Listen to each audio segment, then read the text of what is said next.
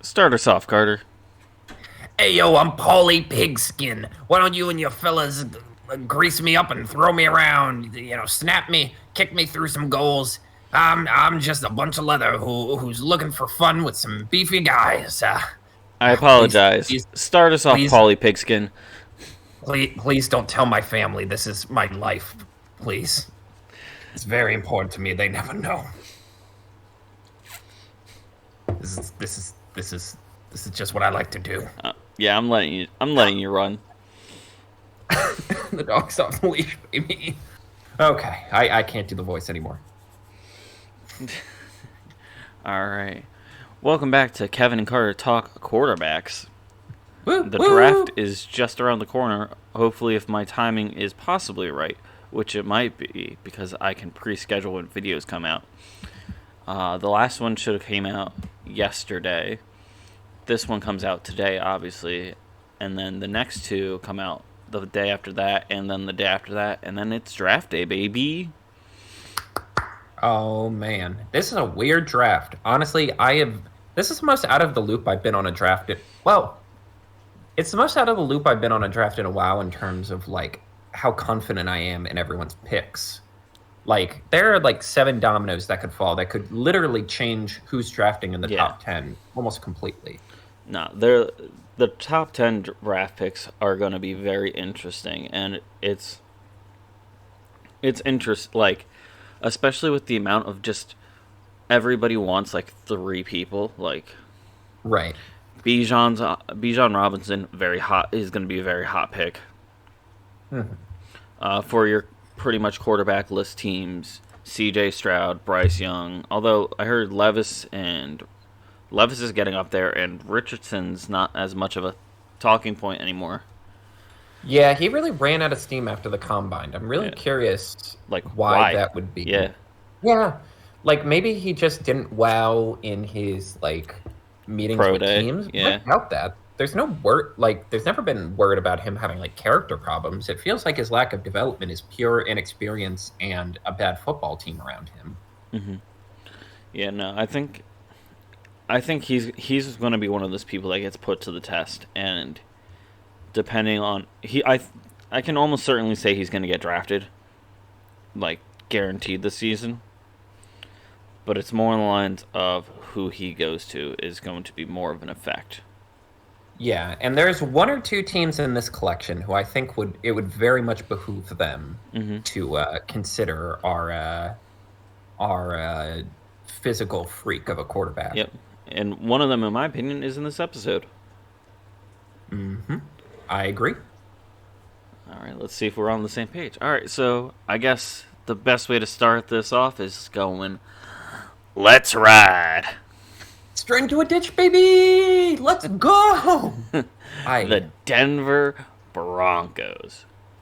If there was one takeaway I wanted Callum to have from Carter Explains Football, it is that what has happened to the Denver Broncos over this year is truly one of the funniest things to ever happen to an NFL franchise in the over 100 years of football tradition. And like 5 wins isn't really that bad compared to like other records. Like, it's not good, but it's not terrible. Yeah, it's This was they were effectively the worst team in football as far as I'm concerned. I think they were the big shit show on ice for this season. But I wouldn't say that I wouldn't say they're the worst team. You had the Cardinal. Yeah. Like, I know, like, outside of records and stuff, you still had the thing, like, you still had the monstrosity that was the Cardinals. Yes. You still had Lovie Smith's Houston Texans. Yes. The Well, I guess here's my stance on that. There was the whole, also, can't forget the NFC South. Well, yes, the NFC South is just sad. And at least the Cardinals and the Texans are just going to be in a forever rebuild until they luck into the quarterback they want. Yeah. And the Cardinals are prime blow it up territory because they could have the worst record this year, and then they just trade Kyler Murray and completely start from scratch. The Broncos are stuck. And they are stuck very bad. Oh, They owe man. Russell Wilson simply to, like, they can't trade him. No one's ever going to trade for him. No one wants They him. can't No one's cut going to him. want him. They're in financial ruins. I would have argued that if I were them, I wouldn't have even bothered of getting Sean Payton. I would have just gotten some middle of the road guy. You're just going to have to take, as the Ringer Podcast Network puts it, unless you can frame him for a crime, you're just going to have to take your medicine this year. Yeah. Like, you are unless Russell Wilson suddenly finds a spark again, you're just going to have to accept that this is not going to be a very good football year for you. No, and then you have to move on after that. It's sad because they've relatively like built themselves up a little bit so far in this offseason. They've made some very good acquisitions, Yes. but is Russell Wilson the guy is the question. And this is Russell Wilson is why I've kind of gotten radicalized against Bryce Young. I'm just like, there's now a proven track record of little guys just not being able to last long enough. Like, because all the stuff that made Russell Wilson special, it seems like he physically can't do it anymore. Yeah. Like, his body's too beat up. Like, he can't really run around. His arm's weaker. Yeah, how we always talk about, and we don't really talk about it on the podcast that much, but you got that dog in you. Yeah. Russell Wilson's dog is old, glaucomic, and it looks like it might need to be put down, in my opinion. Yeah, and it's also just like, God, it really is amazing, the story of, like, the Broncos and Seahawks, where everyone's like, I can't believe the Seahawks have finally done this. And the Seahawks have basically been on a victory tour for the last season and a half, just being like, see, we weren't the problem. We weren't the problem. They proved themselves decently by making it to the playoffs this year. It couldn't have gone better for them, honestly. Mm-hmm. Especially now that they can leak all these. They have all of those, now they tell us stories where it's like, yeah, Russell Wilson was really weird. He had all these things he wanted. Then he storms into, like, the owner's office and demands we get rid of Pete Carroll. Like, now that you're the winner, you can say all this stuff. And I love it. I love the schadenfreude of it. Yeah, maybe I was wrong. Maybe they're the best team in football because they're the most entertaining. It's definitely entertaining. If the NFL was built more like the WWE, where entertainment value triumphs actual talent, Broncos would be the number one team. With a bullet. Like, Vince McMahon sitting behind the curtain at every football game and making the Broncos look like winners, and everyone's booing the crap out of it, and Vince is sitting there with his headset on, and he's going, "This is such good shit." Yeah, I mean, Patrick Starr took time out of his very busy schedule on his very busy Christmas animated show. Yes, his very busy Christmas that feels like the very first Christmas to him. Mm-hmm. And he's on 3 different shows now, not including the traveling Broadway musical. Yeah. And yet he still found time to dunk on Russell Wilson and his team so hard. They weren't going to fire Hackett. No. They were going to gut it out because it's like there's no point in firing him at this point. He got fired Christmas Day pretty much. Because of Patrick Starr. Well, and also because a fight broke out between his team and he did nothing to stop it. Yeah, but I like to think it's Patrick Starr. Yeah, it's obviously Patrick Starr. All right, so we both can agree that Russell Wilson's not the guy. Who do you want to see? Who do you want to see show up for the Broncos? I mean, again, I almost want to just say Russell Wilson because I don't know what they do. They don't have any draft picks. They don't have money. Yeah. Like, maybe you bottom out. Like, do they even have their first round pick next year? If they had their first round pick next year, I would say just try your best to bottom out and go for Caleb Williams. And we'll talk about some other teams who might be putting themselves in position for that. But I'm checking. They traded it to. Oh dear God! They traded it to the Seahawks. Oh no! The Seahawks have their pick for 2 years. Oh my God! Their first pick going down the list. Not 37 either. Also to the Seahawks. I'm scrolling down the draft order list, and it is It There we really go. is First, incredible how little first they pick that the Denver Broncos have. Pick number 67 in the third round. Oh my God. I mean, maybe if Hayden Hooker falls that far, but now he's getting first round talk, Yeah. just get someone in there. But Hayden Hooker is already 25. What, are you going to sit him for like 3 years and then have to like And decide if then be he's good or not panicking. at age like 30? Yeah. Like, There's really no out, like, there's no light at the end of this tunnel. they're in such deep crap right now. Like, there's. Now, feel free to disagree. I feel like there is four, like, main quarterbacks that are borderline guaranteed to be drafted this In the first in the round. first round, and if it's not the first round, it's very early in the second round. Like, I would say easily top four, like within the top 40 picks of the draft. It's Richardson, C.J. Stroud, Bryce Young, Absolutely. and Levis Absolutely. or Levy. Absolutely.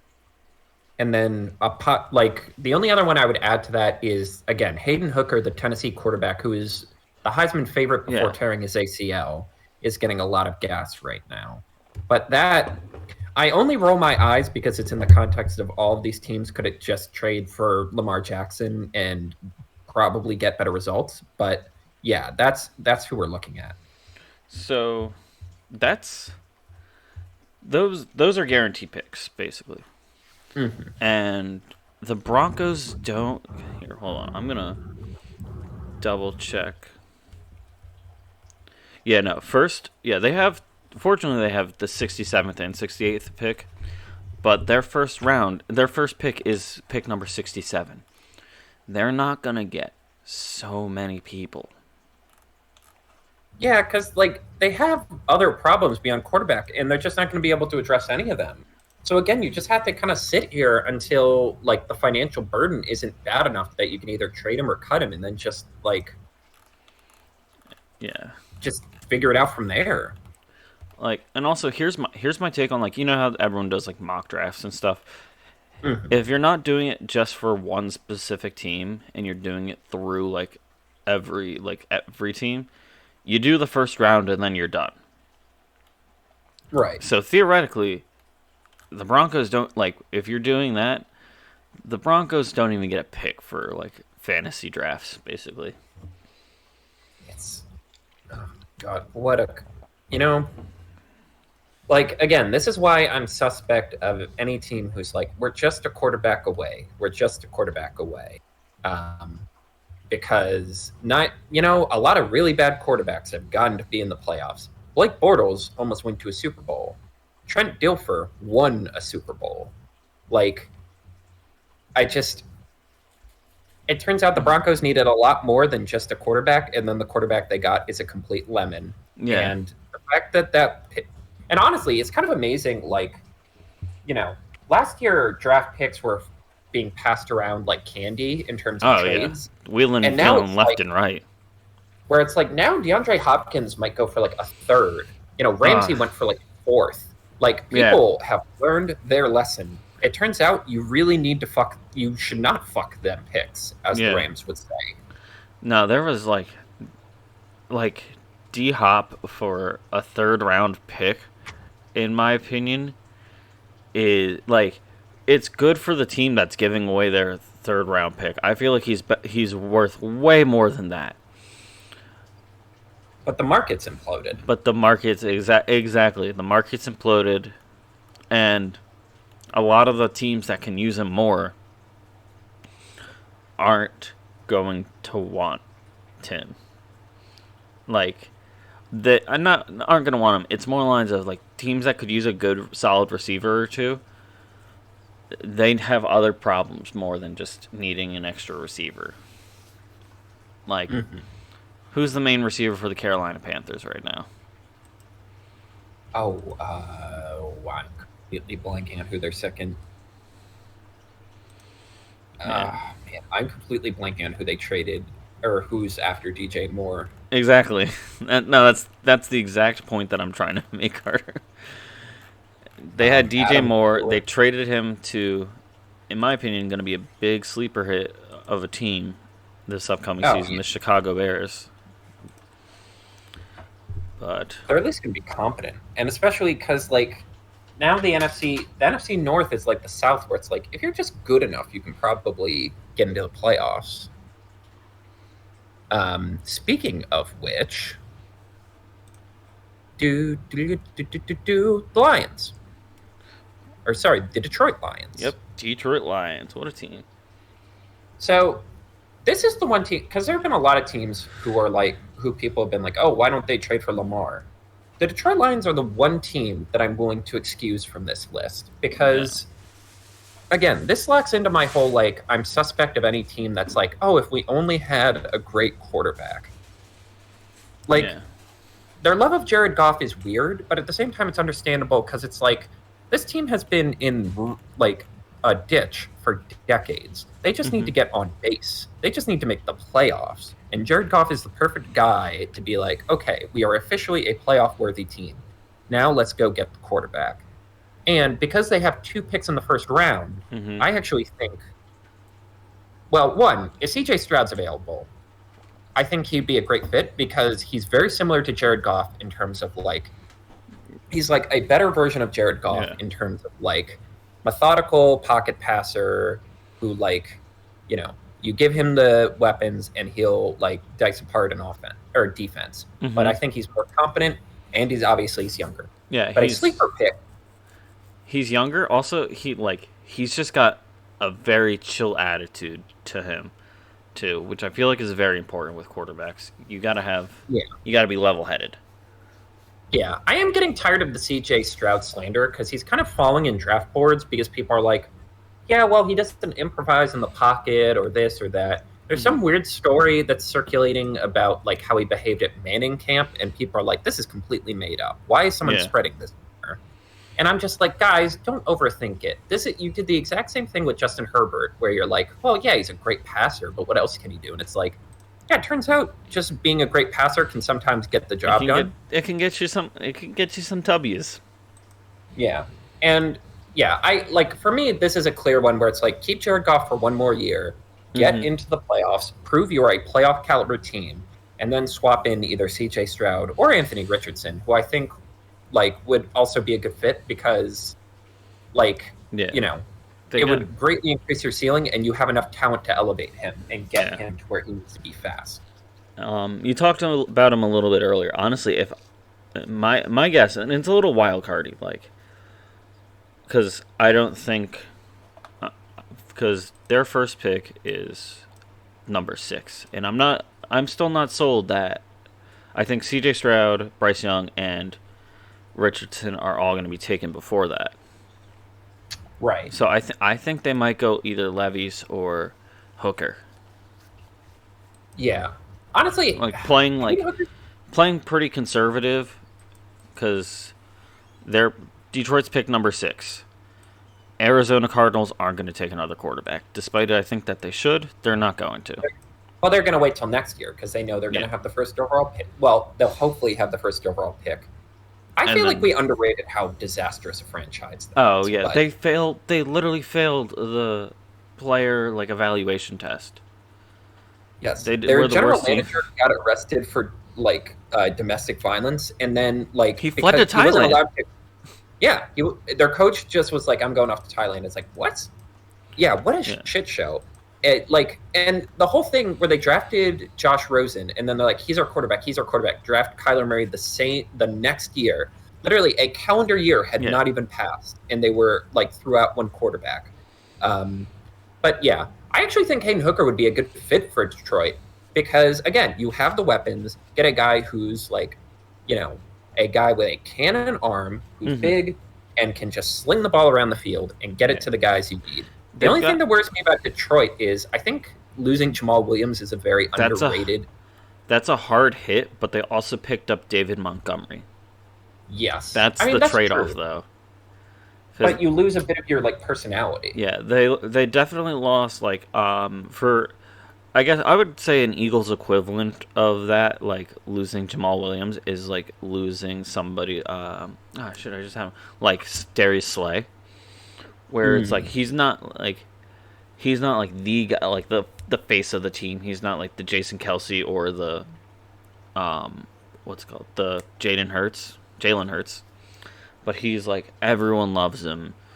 Great guy. Do everything to keep him. Right. And I think Jamal Williams filled that role for them.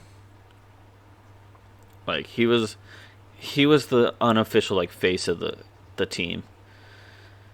And while David Montgomery is a great acquisition, and they do also have a couple other like weapons with, in my opinion, DeAndre Swift and St. Brown. Um, I think they're going to be in for a little bit of a struggle this year. Yeah, I'm curious because this for me this is a make or break year. You have to make the playoffs. I think it's going to start rockier than people want, and people are going to sell their Lions stock. But I think once they figure out like who's the leader on the team, it could get better. Yeah. And again, it's a cartoonishly weak division. Yeah. Let me see. All right. Okay, I'm trying to see their schedule for this upcoming season to Right. be able to give a better know-how. All right, so yeah, they've got their division, the NFC North. Bears, Packers, Vikings. They've also got Broncos country, Seattle, Raiders, Panthers, Falcons, Chiefs, Saints, Chargers, Tampa, Cowboys, and Ravens. So, not an outstanding schedule in my opinion. Actually, let me rephrase that. That was poor wording on my part. Not outstanding teams on that schedule. You got Yeah. You got the NFC South. That's the best disaster. advantage they have. Yeah, that's like, so they're the NFC North, and they have like all over the place division where sometimes all the teams are really good, and sometimes they're atrocious, and it changes on a game by games like basis. And then they're playing the loser league of this last season, the NFC South, which was just sad. It was a sad division this last season. It's affirmed that you should have to win at least half your games to be eligible for the playoffs. I don't think that's asking a lot to have a chance to win the Super Bowl. I can agree to that. But it was also like they're not going to make it that far. Well, yeah. Like they've got a couple. I think they've got a couple threats for games. So I think it's going to depend on their schedule order of how it goes.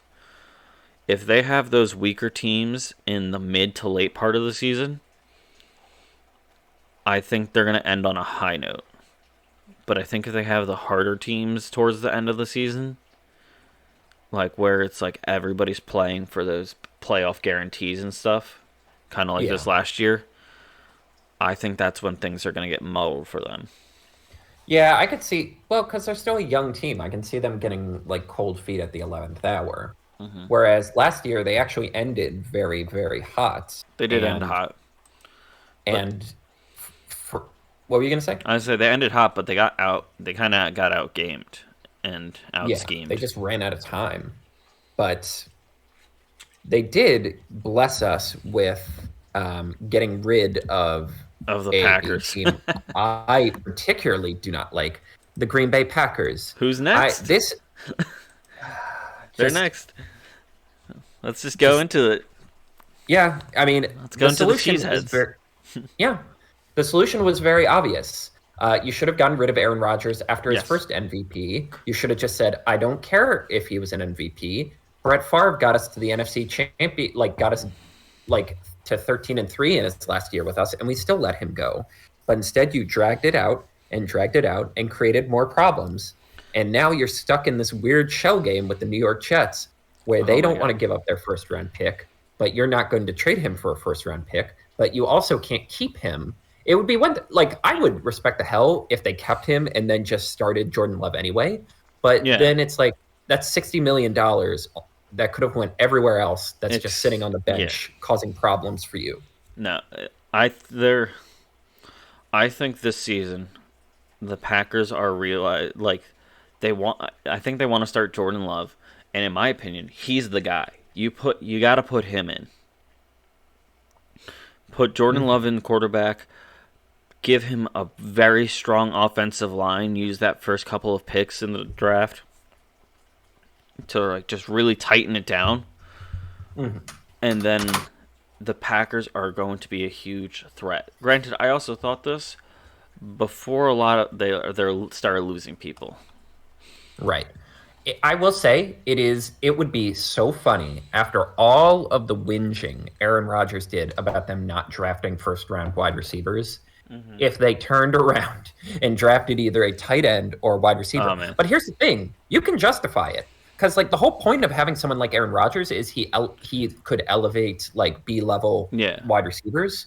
Jordan Love's young. He's not quite he has promise, but he's not there yet. Yeah, you want to build around him. Not have him build the rest of your team.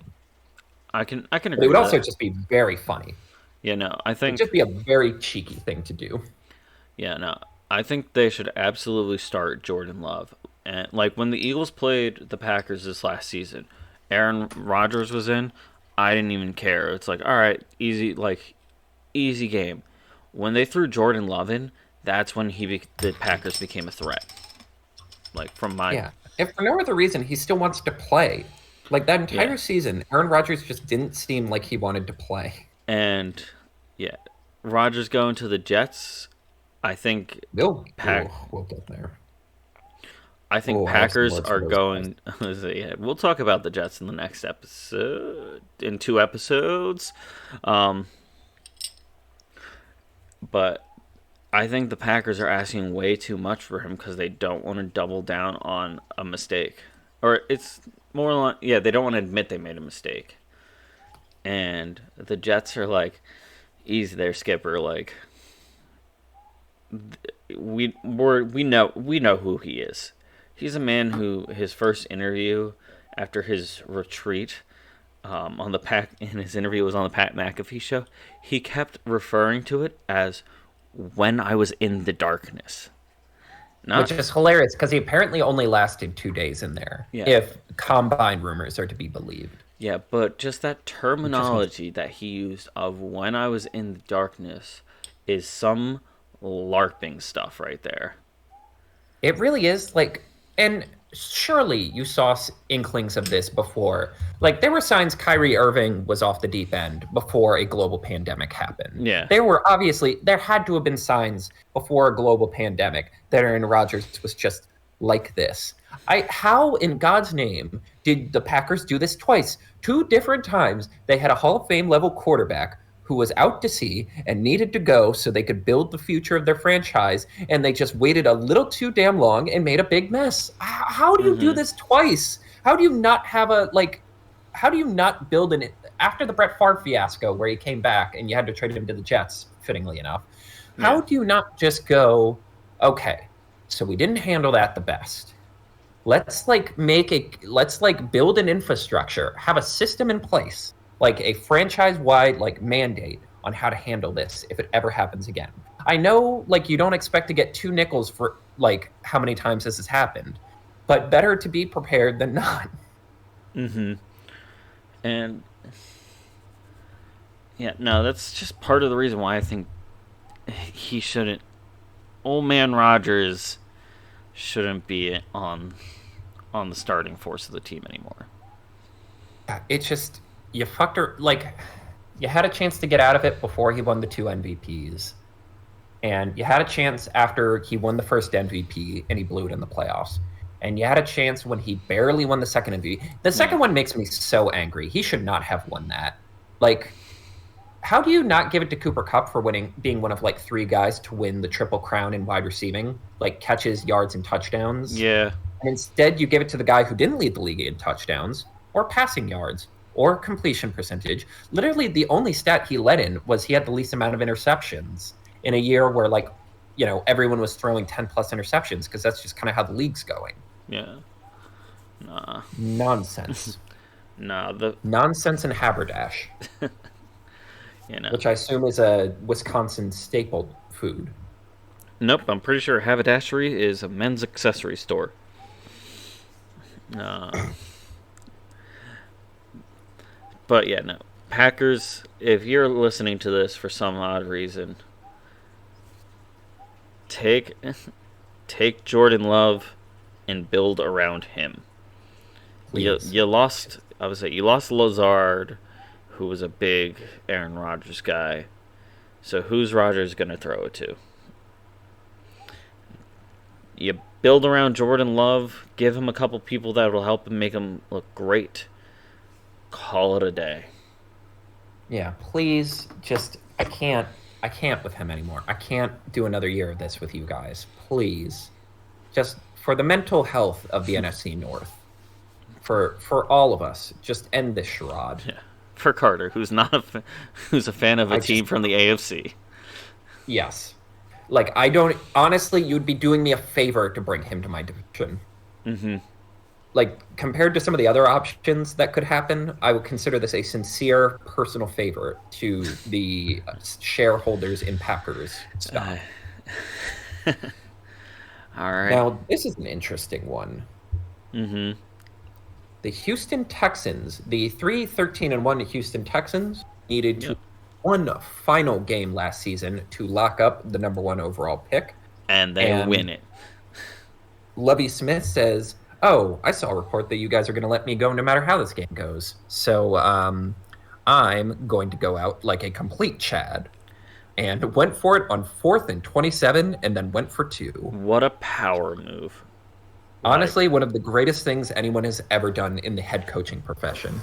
Like, terrible season overall by them. Can't deny that. Yes, it was a fucking disaster.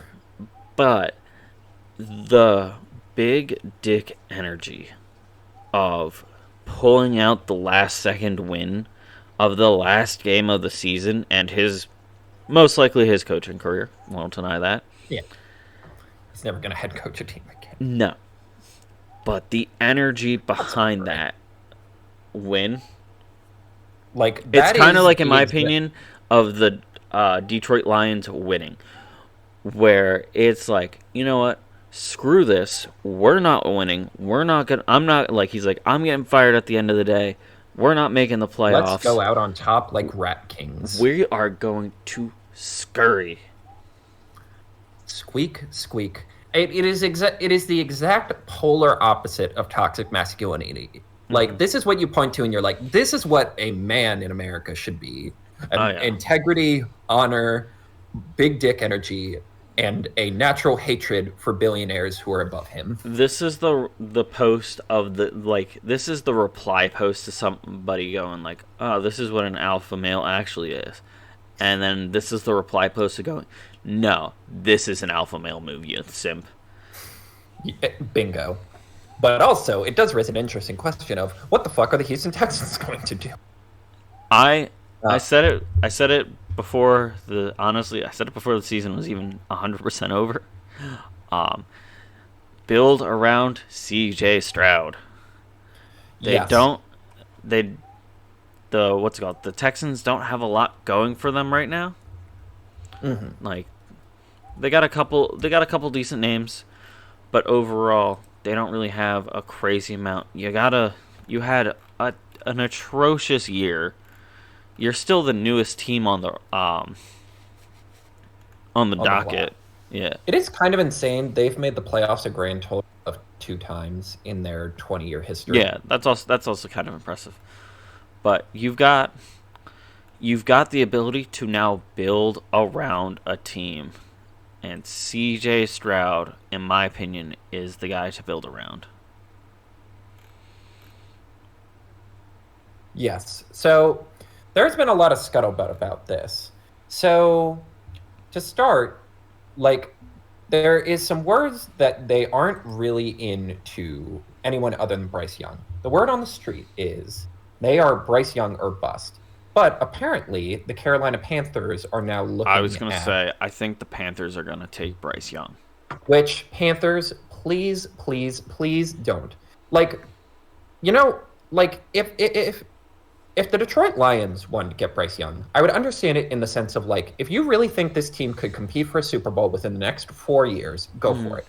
Because we've done this song and dance with little quarterbacks before. Yeah. With Baker, with Kyler. It's like it goes really, really well for the first 2 or 3 years, and they look like a genius. And But then then you get the hits start counting up. The hits start racking up.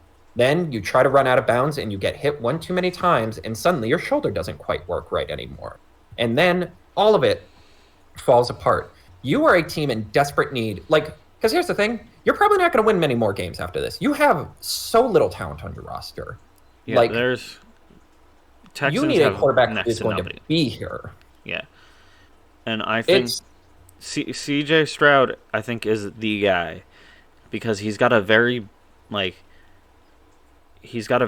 buildable, or I guess build aroundable style, and he's big enough that he's not going to suffer from the same things like Kyler Murray, Baker Mayfield, and your other small quarterbacks. it is so funny that like transition, like how quickly draft narratives change. Because Jamarcus Russell gets drafted around 2007 because he's a big guy, he runs fast, he can throw the ball 80 yards on a knee, and then he's a complete disaster. And then everyone's like, all right, size doesn't matter. Like, stop looking at physical traits. We have to look at the intangibles. We have to look at like what's on the inside. Yeah. So then guys like Kyler and Baker and like the short kings start taking over the NFL. And then that turns out to be a dumpster fire. And then Josh Allen turns out to be good. And everyone's like, we're back on the big stuff. We haven't learned, We're back on and the yet big guy Bryce Young- energy. Yeah, and yet Bryce Young is going to be statistically the smallest person to ever be a starting quarterback. Well, that might not be true, but he certainly will be the first to ever get drafted that high. Yeah. Or in the first round in general. And I'm just, like CJ Stroud is a steady, cool presence who you can build around quickly. Mm-hmm. I mean, I almost, because they have so little talent, I would say the rumor that they might trade down isn't the worst thing in the world, because you could just trade for way more picks and start building up the team. I feel like that's the only, in my opinion, outside of picking either CJ Stroud or Bryce Young, whoever the Panthers don't pick, I feel like that's the only path forward. I feel like that's the best move for them. Of you trade down a couple of picks. I'm sure. Let's see here. I'm sure the Raiders would be willing to get a couple decent players. Tennessee, you build up a couple of picks. Who knows? Maybe the Jets will pick a quarterback. They won't, but who knows? It would be so funny if they just give up on the Aaron Rodgers thing and they're like, okay, third quarterback under this regime. Let's try one more time to draft. Surely we'll get it right this time. First off, if Jordan Love doesn't start, he should be shopping for himself or other teams. That's, in my opinion, Right. Best case scenario. Then you got, but if a Lovie Smith big dick energy move, Jets trade with the Texans for an extra pick or two, and then they pick either CJ Stroud or Bryce Young, whoever doesn't get picked by the Panthers. That'd be a move. Oh, God. Yeah, it's I could, because next year, because all of these quarterbacks in this draft, they have upped potential, but they all have serious red flags. Yeah.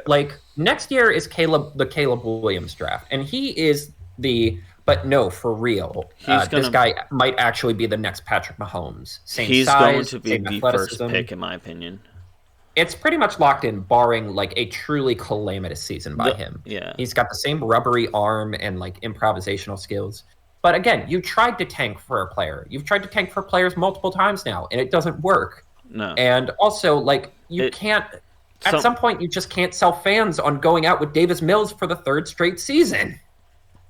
That's not going to sell tickets. Davis Mills is you can't keep putting on a brave face as you choose coaches and have the same mediocre team. Mm-hmm.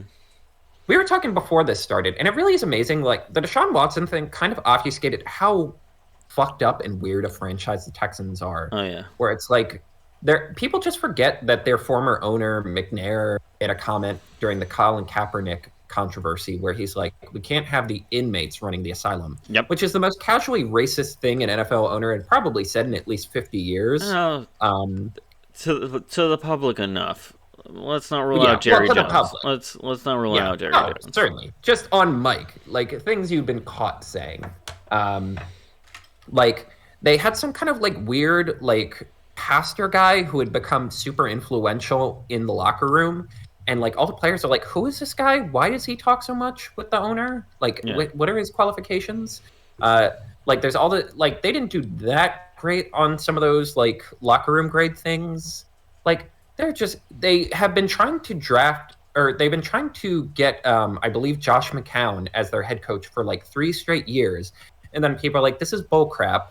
He's never coached in the NFL before. There are competent black coaches you could hire. And then they always chicken out and end up drafting. Like, I only think DeMarco Murray or D'Amico Ryan's going to stay for a little bit is because he is like he's a former Houston Texan. Yeah. Where it's like, okay, this is actually a good coach. Please don't blow this. And I don't trust the Texans to do anything other than blow it. So a part of me is like, screw it. Just run with David. Whatever. You're never going to be good. Whatever. Just keep this schadenfreude of Davis Mills. Yeah. But yes, realistically, you should get CJ Stroud. You can't keep dragging the quarterback thing out. Yeah, no. But whoever, for the laughs. Regardless, whoever they pick up, they need to build the team around. Ideally quickly. Yeah. Like, you can't turn the second overall pick into a bridge quarterback. Yeah, honestly, you pick that guy, and then you quickly ask him before your 12th round pick, or your 12th pick overall in the first round. You just quickly ask him. It's like, who do you want to work with, like receiving wise, and you pick that. You pick that kid. Like, give him somebody he wants. Yeah, this has to be like. Yeah, again, it's like you can't keep doing this. You can't keep banking on having top picks, and you can't keep wasting top picks on guys who aren't going to last long because you're a bad team. At some point, there has to just be a sign that you're trying to make progress. Yeah. Speaking of that, maybe one of the most futile teams in recent NFL history, the Indianapolis Colts. Yep. What an interesting history of quarterbacks that they've had over the last, like, honestly, since like 2000. Like, they got Peyton Manning, god tier quarterback, arguably the best of all time, who conveniently has a severe shoulder just in time for you to draft the next generational quarterback, Andrew Luck, who you proceed to beat into a pulp. And then when you finally build a good team around him, he decides, I can't do this anymore. He can't handle it. I cannot get hits anymore.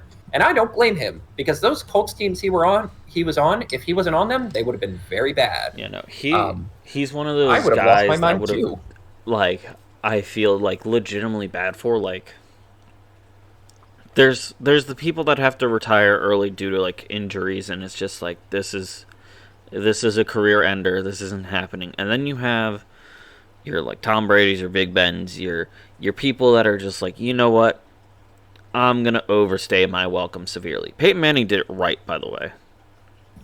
Although I will say he went to a different team, won a Super Bowl, like Super Bowl 50, and then retired as the MVP of Super Bowl 50. What a great strategy. He did try to weasel his way to another team. Like, he was kind of like, hey, does anyone want me? Yeah. And then everyone was like, eh. And then he's like, you know what? I get the message. I'm not gonna pull a Jordan. I'm just gonna go out on top. Exactly. Like, I'm gonna get the point of this story. He 100% left while on top of the world, and perfect strategy. But after Andrew Luck, the Colts have been on a little bit of a downward trend. Yes. They just couldn't cope that it's like they kept telling themselves, this is a Super Bowl caliber team, we just need the quarterback. And it's like, no, your window closed the minute Andrew Luck left, and you needed to restart and regroup and figure out who you would keep going forward with your new quarterback. But instead, they kept telling themselves, we can find someone. So you do Jacoby Brissett, you do Phillip Rivers, you do Carson Wentz, you do Matt Ryan. Yeah. And finally, the charade, like, the king has not had his clothes for half a decade now. And finally, Jim Irsay's realizing that everyone has seen his penis. And and they're still talking about Andrew Luck. That's the part that makes me so angry. It's like, how long are you going to use this as an excuse? You have had 5 years where you could have drafted a quarterback, where you could have, like, figured out a plan at quarterback. And now, look where you are. Not only are you a bad team, But like the team you had built around Andrew Luck is basically gone. Like most Yeah. of that, like most of the good players you had are too old or too beat up to make a serious run. Like you are a rebuilding team now because you just Hmm. couldn't cope. Like you just were in denial. Yeah, no, like they had so much potential. Like, I mean, they clearly used their potential with the in the Peyton Manning years, and then Andrew Luck, like, he kept getting beaten up, and they built around him too late. Yeah. That's the case. They built around him too late. And now you might get the fourth best quarterback. Because here's the thing. There are probably people in the organization who are like, guys, let's just kick the can down the road one more year. Like, there's not like because let's just say the Panthers and the Texans end up picking quarterbacks. And then let's say someone trades up past the Cardinals or like with the Cardinals to get the third best quarterback they Yeah. want. Are you really going to settle for who's ever left of the main four? But at the same time, it's like, well, yeah, you have to. You can't do this anymore. You can't. Like, you can't just, at some point, enough is enough. You have to draft a quarterback. Mm-hmm. Like, you can't just keep saying, well, we'll wait for the right guy. No, sometimes that's not, this isn't dating. This is this is a billion-dollar franchise. Like, come on now. Yeah. No, I think, and plus also their current starting quarterback and their current backup are Minshew Madness himself and Big Dick Nick. Who was last seen writhing in horrific pain on Yeah. the football field. Kayvon Thibodeau did Snow Angel. Yeah. Truly one of the most insane things I've ever seen on a football field. Oh, yeah, But no. also kind of funny. It's if he wasn't in so much pain, like if it was just a solid tackle and then Nick Foles just took a second, it was just like kind of a little embarrassed, and then while he did No Angels, and then they both got up. That would be kind of like that would have been They went on for a while. that would have been a hilarious moment. But But that lasted for a while. yeah, that lasted a little too long. I think rumor mill says they're gonna get Bryce Young. They want Bryce Young, the Colts. Yeah. I think in actuality they're gonna go with Anthony Richardson. Anthony Richardson would be perfect in terms of like get the most between Peyton Manning and Andrew Luck, getting the most physically gifted strictly quarterback in three straight times you go for it is a pretty good outcome. I am worried they're going to go with Will Levis, who my negativity toward has kind of subsided because, like for me, I was like, oh god, didn't we do this with Zach Wilson? The like loud white guy with a little bit of swag, but I'm like, he's his own episode.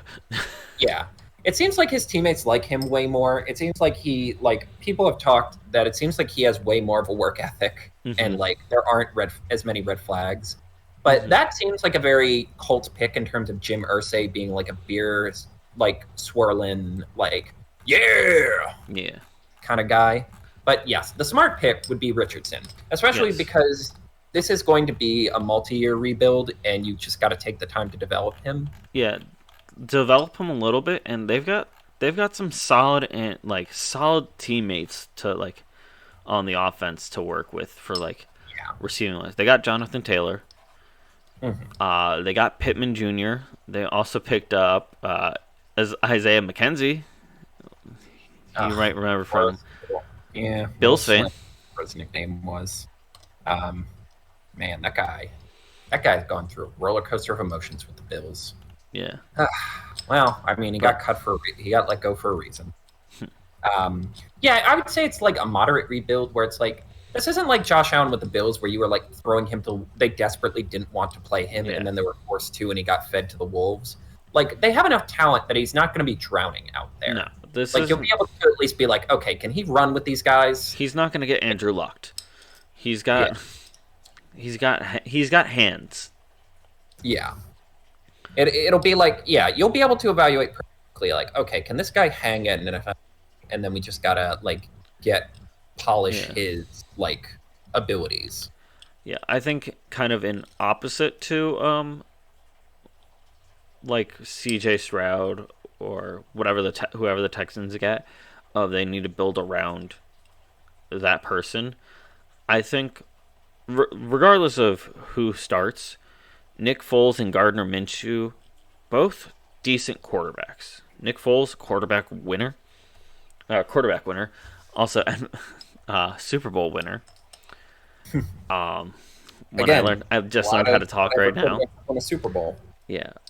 So, but they've got people to help him out and help teach him and get him like at least mentor. If they start him, he's got mentors. If they don't start him, he's got people to follow. But that number 4 pick should definitely be a quarterback that they can hope to have for a couple of years for the Colts. And it really is at some point enough is you just have to have a rookie on. You can't do this anymore.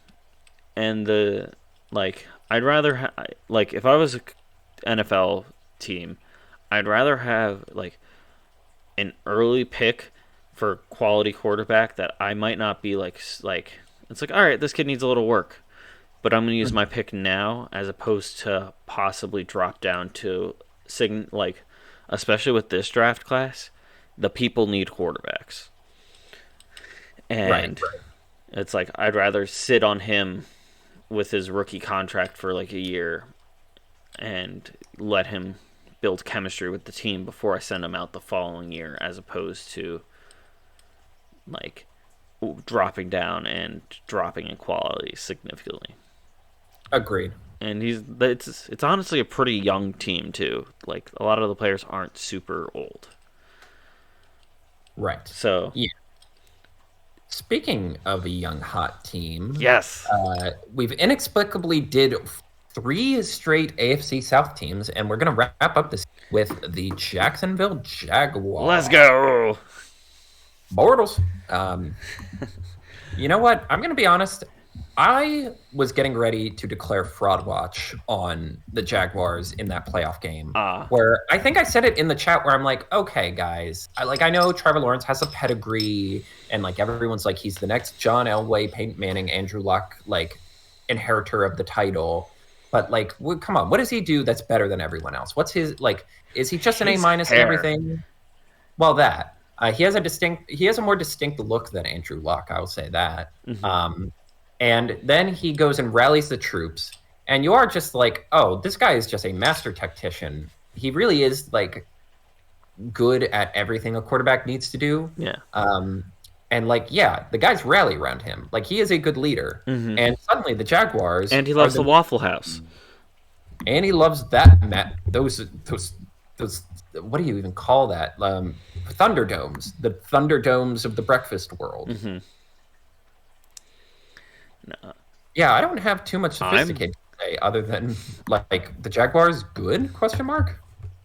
I've been a little bit sold on the like not super sold on the Jaguars, but honestly Trevor Lawrence this last season has sold me on the Jaguars as a team on the rise. Right. He's got Dougie P as his coach now. And he's got just weapons on his offensive side. Yes. Their best receiver didn't even play last year. Calvin Ripley is coming. And also, like, he's going to be the first player to wear number 0. Which, so he's a lot of respect, by the way. Oh, yeah, he's going to ball out. He's going to set records. Like, the power is going to be insurmountable. You know, I think Trevor, like, last season, or I guess technically 2 seasons ago now that we're after the 2022-2023 season. Like, I think they were suffering from a little case of hedgecostitis, and now, like, Dougie P's in, hitting his stride, melding with Trevor, that I truly believed that there was a chance. It was going to be a small chance, but there was a chance that the Jaguars could make it to the Super Bowl.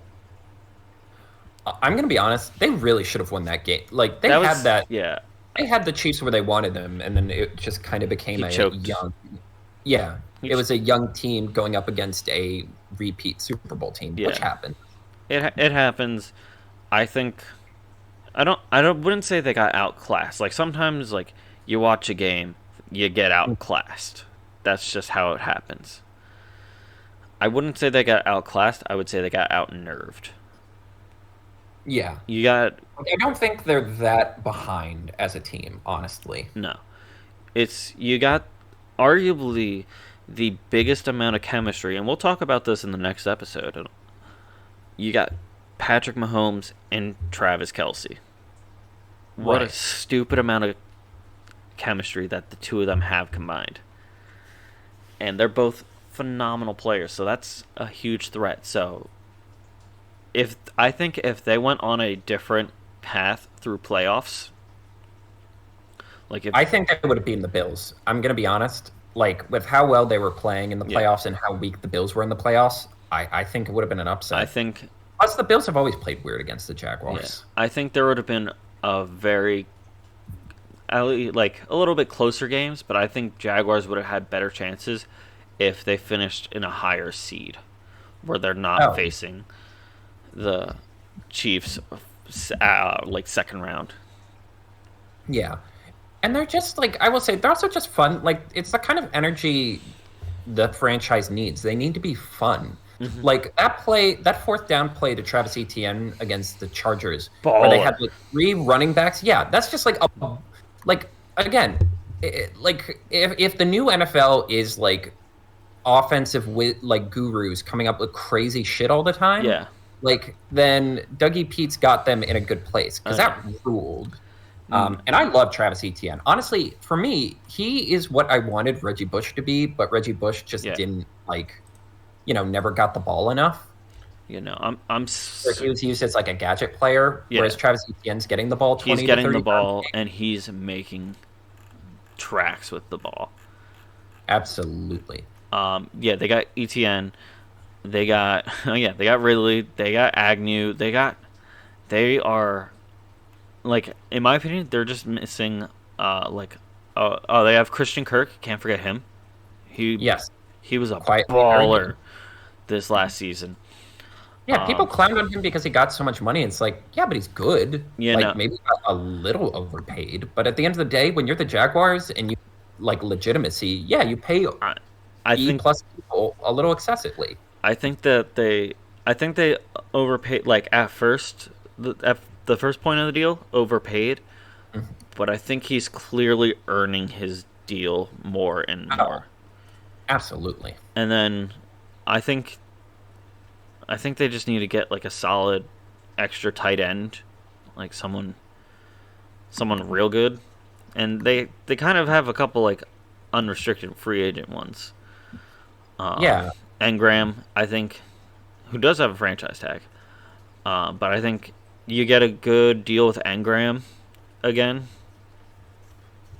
and you bring him back into the fold again, and your Jacksonville Jaguars are looking like they are not going to be the last second entry to the that's the playoffs. That's the thing. Like, it's weird to think they really don't need that much as a team. They just need pieces. They don't need entire like groups. Yeah, right now. unlike a lot, pretty much every other team we talked about this episode, where they're with the exception of the Lions, Broncos are missing like an entire team. Yeah, Packers are missing Or a solid parts of these offense. franchises are just missing. Yeah, Texans and Colts are missing quality quarterbacks and either to build them up or to build around them. Jaguars are, in my opinion, the ones that we out of the teams that we talked about today. This is the biggest threat team for the upcoming year. It's a team that if you told me they were going to win this year, I would easily be like, I can see the path to how they pulled that off. Yeah. It's unfortunately for them a little bit of a rough-ish season. However, not the worst season out there, because they got their division: the Titans, the Colts, and Texans, and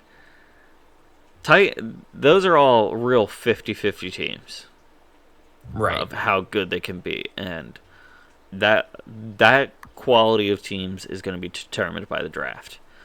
They're also playing Falcons and Panthers, Bucks and Nolans. So it's like, all right, those are going to be some possibly easy wins. I don't know. I'm liking where New Orleans is going. We'll talk about that later. We will talk about that. Yeah. Then they got some in like kind of mid tier, or not mid tier. They got the Browns. They got the Steelers. They got possibly a good Ravens. Who knows? Lamar Jackson's still overrated in my opinion, but he's better than Hundley. Won't deny that. And then settle for that for now. Yeah, but then they're also playing the Bills, San Fran, Bengals, and KC. So that one's rough. I'm not gonna lie, that's a little tougher than I thought they had. But that is the test. Are you gonna run with the big boys now, or are you just gonna be a scrappy team in perpetuity? Yeah, this is very much gonna be a prove it season for the Jaguars, in my opinion. Like, being very, very generous, I would say. I would say at most they're going to get 4 losses. KC, Bengals, San Fran, and Bills. Like, in my head, that in the best case scenario, that's their only 4 losses for the season, which is a solid season. Oh, yeah. Like, they're all juggernaut teams, and the Bills. No, they're on fraud watch. Not gonna lie, they're on fraud watch. So, yeah, I'm excited to see what they're capable of. Yeah, I'm gonna say that they're not like. I think after this last season, they're not considered a sleeper team like the Bears will be. I think they're on the rise. They're ones to watch out for. They're kind of glad the Eagles aren't playing them this season, and they played them last season. Oh, yeah. Yeah, you caught them at just the right time. Yeah. Caught them at peak. See, this is actually proof of how restructuring can go well. Mm-hmm. Yeah, this was, like, it's honestly kind of a miraculous rebuild in terms of, like, going from, because, like, I feel they got the number 1 overall pick 2 years in a row. It's really hard to overstate how bad you have to be to get the number 1 overall pick 2 years in a row. And like definitively, like you had multiple games between you and number 2. Mm-hmm. Like to turn that around this quickly is genuinely impressive. Mm-hmm. But it's like, okay, that's impressive by the standards of like most NFL franchises and the Jaguars in particular. But it's like, okay, you're supposed to have like the next John Elway, Peyton Manning, Andrew Luck, like in the lineage of generational quarterbacks. Like now we need to start seeing some like 12 to 14 win seasons. Let's go. I think Jaguars country. Let's meow. Quality saying, gonna make that a shirt. I think Jacksonville, like this draft, they don't need to worry about any starters. They just need enhancement talent.